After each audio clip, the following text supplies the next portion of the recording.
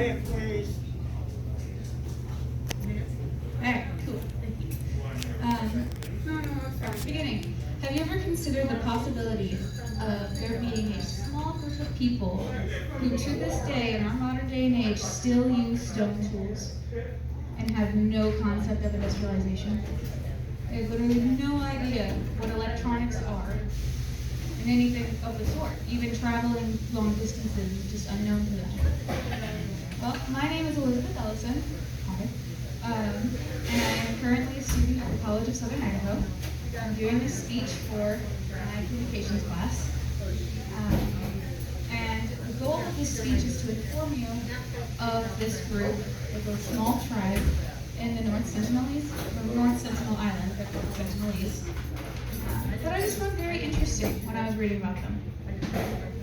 So I'm going to begin with the fact that, again, in our modern world, there is this group that's using stone tools. And the question is, right here, okay, no, thank you.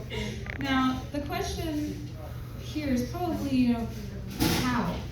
How are they still using stone tools, unaware of industrialization, unaware of the rest of the world? Well, the answer to that would be found if you go back in time to the days when the British were colonizing the Andaman Islands. So back then, the British were, let's just say, not the nicest in their colonization. They liked to pretend that the lands they colonized were uninhabited, when in fact they were not. And their excuses for that were usually that of, oh, the people there don't qualify as people. They're monsters, they're cannibals, they're savages. Using these words, they were able to kill hundreds of thousands of people across the world, and no one cared. In fact, people were happy. They're like, oh, you're getting rid of the monsters. And we all know, probably, I would think, that first impressions are very important. I don't think the British made a very good first impression, to put it that way. Especially considering the fact that the North Sentinel Island is next to the Andaman Islands, and it's part of them. And it is currently one of the only islands that has not been colonized, for lack of better words. And the reason for that, again, goes back to how the British treated people on those islands.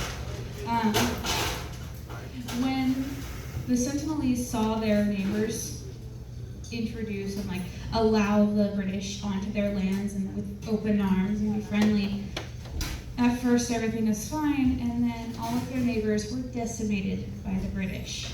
Seeing that from their little island and from the few visits that they made, they didn't really want that to happen to themselves. And so they chose to isolate themselves from the rest of the world for fear of dying. They didn't want to be killed by the British.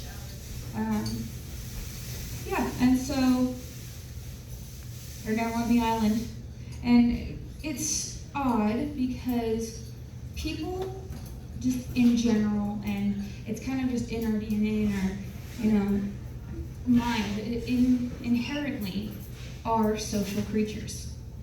We want to meet new people. We want to go new places. Usually, even introverts, they like the idea of having a few friends, right?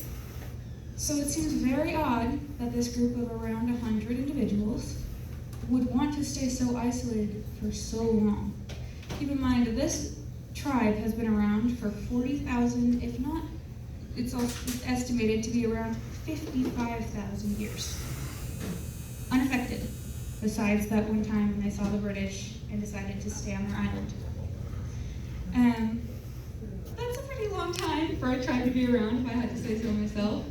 But the truth is, they're actually, even in our world where there's a lot of diseases, a lot of problems that we now have the technology to fix, and we're over here, oh, we can save babies who are born whose lungs have popped when they're born, that sort of thing. Even though we have all of that, they don't have that, and they have no idea that that exists, yet they're still incredibly healthy. but they're also vulnerable. So India decided to claim that island, claim North Sentinel as its own, and made a law where no one, basically no one is allowed to go on the island, or even near it. I believe it's within 500 miles, possibly? Maybe? Could be not. That sounds wrong. Anyways, it's a big distance, okay? No one's allowed to go there. And it's illegal for people, fishermen and whatnot, to go over to the island and poach the crabs and get the fish and stuff that are there. It's illegal. Well, 2 fishermen decided that didn't apply to them and decided to go over there. They got very, very drunk, and they ended up falling asleep. Very, very, very deep sleep, yeah. And their boat, they had put their anchor down, but the anchor failed, so their boat started drifting towards the island. Again, they were sleeping. Other fishermen who were around tried to yell at them and get their attention, not wanting to go super close to the island, and it didn't work. Well, the fishermen's boats ended up on the island, and as the custom response usually is, the inhabitants of the island came out with their spears, their bows, their arrows, their axes, and said no to any outsiders.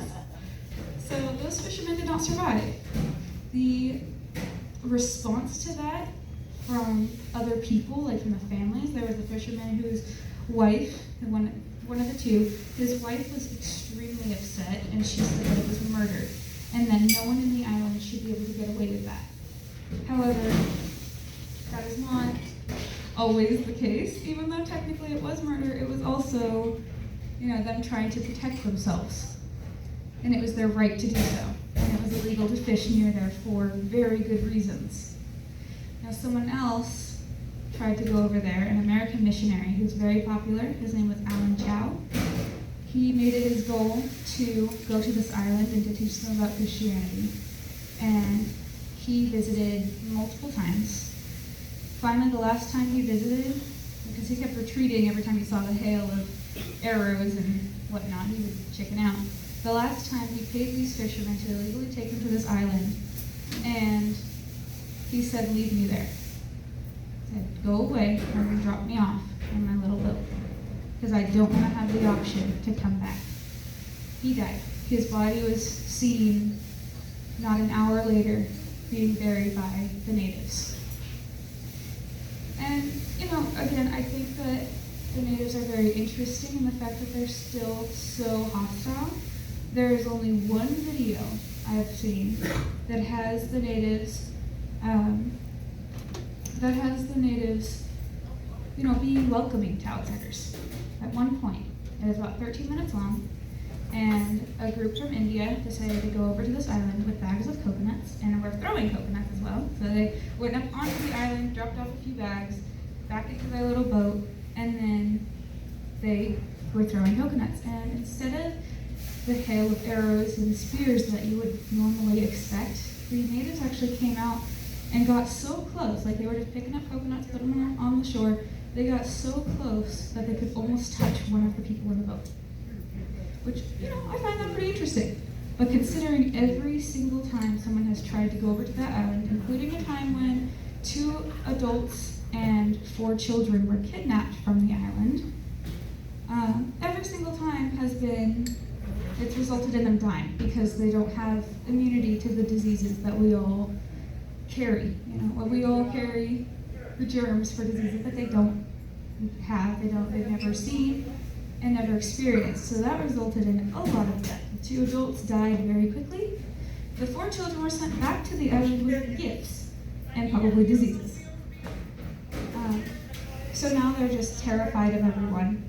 They don't want anything to do with anyone else. Okay, so the last part here is just the sources. The sources used for this speech, there's 3 of them, were Survival International. They're a website that I found was very interesting and dedicated to protecting the Sentinelese. And this website has one very specific article about the Sentinelese. I couldn't find when it was published because it's one of those ones that was the Sentinelese article. And then another is from Liam Butterworth. It's an article called "The Sentinelese are thought to be the last pre-Neolithic tribe and they want to be left alone."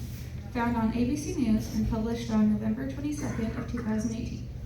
Then the final one is called "Dead Missionaries, Wild Sentinelese," an anthropological review of a global media event by Michael Schoenfuss, I believe is how you say it. It's spelled very weirdly. In Anthropology Today, Volume 35, Number 4, Page 3 of EDSC Post. Thank you very much for listening. I hope you enjoyed learning about the Sentinelese. Thank you. I'm so glad.